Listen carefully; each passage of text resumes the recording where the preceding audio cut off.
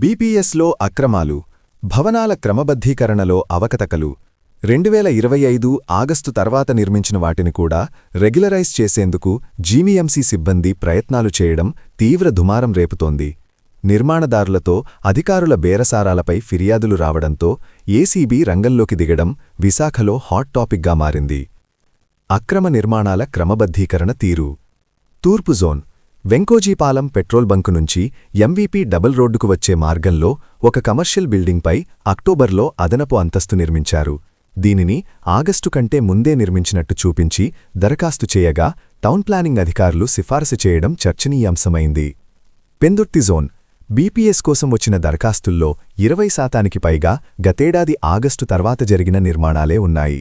అయినప్పటికీ అవి ఆగస్టుకు ముందే పూర్తయినట్టు చూపిస్తూ అధికారులు సహకరిస్తున్నట్లు ఏసీబీ విచారణలో తేలింది.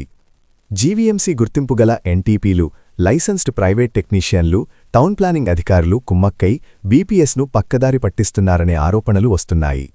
ప్లాన్కు విరుద్ధంగా కట్టిన భవనాలను క్రమబద్ధీకరించుకోవడానికి నిర్మాణదారులు వెబ్సైట్లో దరఖాస్తు చేసుకుని 10,000 ఫీజు చెల్లిస్తారు.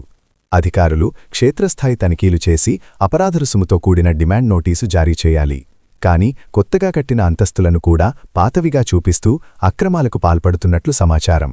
ఇటీవల పెందుర్తి, మధురవాడ, గాజువాక జోనల్ కార్యాలయాల్లో ఏసీబీ సోదాలు కూడా నిర్వహించింది. రాష్ట్ర ప్రభుత్వం వారు బీపీఎస్ అవకాశం కల్పించారు కాబట్టి ఎవరికైనా అనాథరైజ్డ్ పెనాల్టీలు పడితే ఈ బీపీఎస్కి అప్లై చేసుకుని సద్వినియోగం చేసుకోవాల్సిందిగా కోరుతున్నాం.